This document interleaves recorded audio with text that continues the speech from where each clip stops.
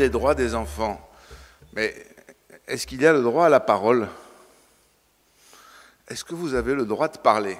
Puisque enfant, infance en latin, c'est celui qui ne peut pas parler. Au fond, vous êtes, mesdemoiselles, messieurs, une génération très singulière dans l'histoire de l'humanité, puisque vous êtes sans doute les premiers à en savoir plus que vos parents. Un jour peut-être, les enfants fantômes seront matérialisés.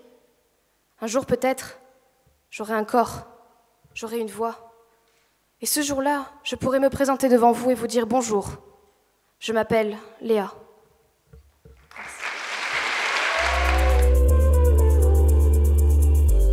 Qu'est-ce que signifie convaincre, si ce n'est s'adresser à la part d'humanité de l'autre? Donc finalement, chercher à convaincre, est-ce que ce n'est pas un exercice de respect, d'humilité? Choisissez bien vos mots pour toucher les cœurs et les esprits et nous aider à éclairer le devenir de notre humanité. Le problème pour parler de l'humanité, c'est que nous faisons tous preuve d'hypocrisie à ce sujet. Pourtant, nous sommes tous des êtres humains, à part entière. L'humanité, c'est nous.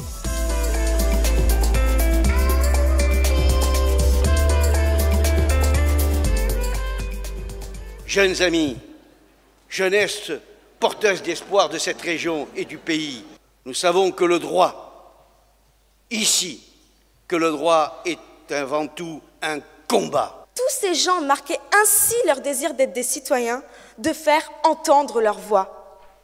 Je demande simplement qu'on me permette de faire entendre la mienne. Merci.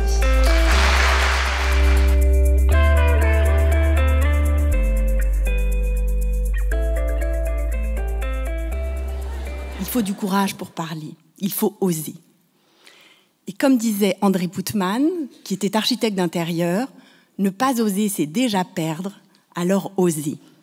Il y avait dans ces déclarations qui ont été prononcées à la fois une volonté d'être pleinement citoyen, mais aussi d'être engagé.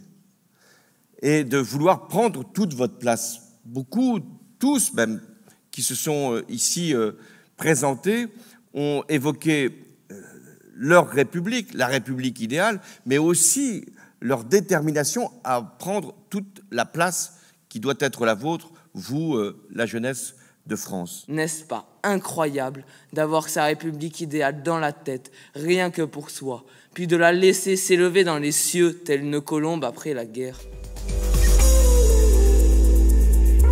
L'éloquence n'est pas un exercice sophistiqué, mais que c'est un art de sincérité.